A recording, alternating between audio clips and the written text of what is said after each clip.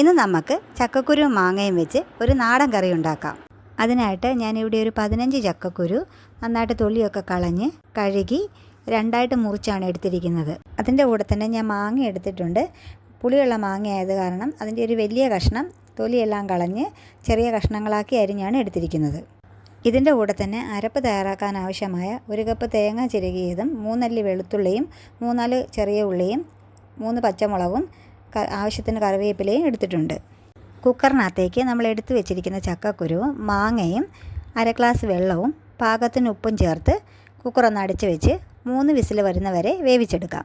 ചക്കക്കുരു വേകുന്ന സമയം കൊണ്ട് നമുക്ക് അതിനുള്ള അരപ്പ് തയ്യാറാക്കിയെടുക്കാം. മിക്സിയുടെ ജാറെടുത്ത് അതിനകത്തേക്ക് എടുത്തു വച്ചിരിക്കുന്ന തേങ്ങയും ചെറിയ ഉള്ളി ഞാൻ ഒരെണ്ണേ ചേർത്ത് കൊടുക്കുന്നുള്ളൂ.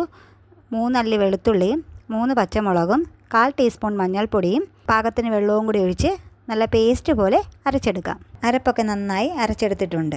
കുക്കർ 3 വിസിലടിച്ച് ഓഫ് ചെയ്ത് ഞാൻ വെച്ചിട്ടുണ്ടായിരുന്നു. ഇനി അതിൻ്റെ പ്രഷർ ഒന്ന് പോയോ എന്ന് നോക്കാം. ഇതിൻ്റെ പ്രഷറൊക്കെ നന്നായി പോയിട്ടുണ്ട്.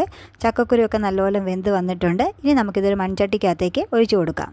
മൺചട്ടിക്കകത്തേക്ക് ചക്കക്കുരു ഒഴിക്കുമ്പം ചെറുതായിട്ടൊന്ന് ഉടച്ചു കൊടുക്കണം തവി കൊണ്ട്. കറിക്ക് നല്ല കൊഴുപ്പ് കിട്ടാൻ വേണ്ടിയാണ് ഇങ്ങനെ ചെയ്യുന്നത്. ഇനി അതിനകത്തേക്ക് നമുക്ക് അരപ്പ് ചേർത്ത് കൊടുക്കാം.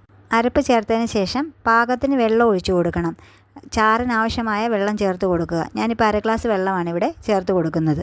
ചക്കക്കുരു നമ്മൾ ഉപ്പിട്ടാണ് വേവിച്ചെടുത്തേക്കുന്നത്. അരപ്പിട്ട സമയത്ത് ഉപ്പ് കുറവാണെന്ന് തോന്നിയാൽ അല്പം ഉപ്പും കൂടി ചേർത്ത് കൊടുക്കണം. ഇനി 3 ലോ ഫ്ലെയിമിൽ വെച്ചിട്ട് നന്നായിട്ട് അരപ്പ് വേകുന്നതിന് കറി ഇളക്കി ചൂടാക്കണം. തിളച്ച് പോയാൽ കറി പിരിഞ്ഞു പോകും. അത് കാരണം തവി കൊണ്ട് നന്നായിട്ട് ഇളക്കി ആവി വരുന്നവരെ ചൂടാക്കിയെടുക്കണം. ഇപ്പം നന്നായിട്ട് ആവിയെല്ലാം വന്നിട്ടുണ്ട്.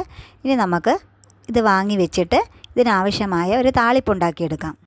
ഒരു പാൻ വെച്ചിട്ട് അതിനകത്തേക്ക് 2 ടേബിൾ സ്പൂൺ വെളിച്ചെണ്ണ ഒഴിച്ച് കൊടുക്കുക. വെളിച്ചെണ്ണ നന്നായി ചൂടായ ശേഷം കടുക് ഇട്ട് കൊടുക്കുക. കടുക് പൊട്ടിക്കഴിയുമ്പോൾ അതിനകത്തേക്ക് വറ്റൽമുളകും കറിവേപ്പിലയും ചെറിയ ഉള്ളിയും കൂടെ ചേർത്ത് നന്നായിട്ട് മൂപ്പിച്ചെടുക്കാം. ഇപ്പം നന്നായിട്ട് മൂത്ത് വന്നിട്ടുണ്ട്. ഇനി നമ്മുടെ കറിക്കകത്തേക്ക് ചേർത്ത് കൊടുക്കാം. അങ്ങനെ നമ്മുടെ നാടൻ വിഭവമായ ചക്കക്കുരു മാങ്ങാക്കറി ഇവിടെ തയ്യാറായിട്ടുണ്ട്. വീഡിയോ ഇഷ്ടപ്പെടുകയാണെങ്കിൽ ലൈക്ക് ചെയ്യാനും കമൻറ്റ് ചെയ്യാനും ഷെയർ ചെയ്യാനും സബ്സ്ക്രൈബ് ചെയ്യാനും മറക്കരുത്.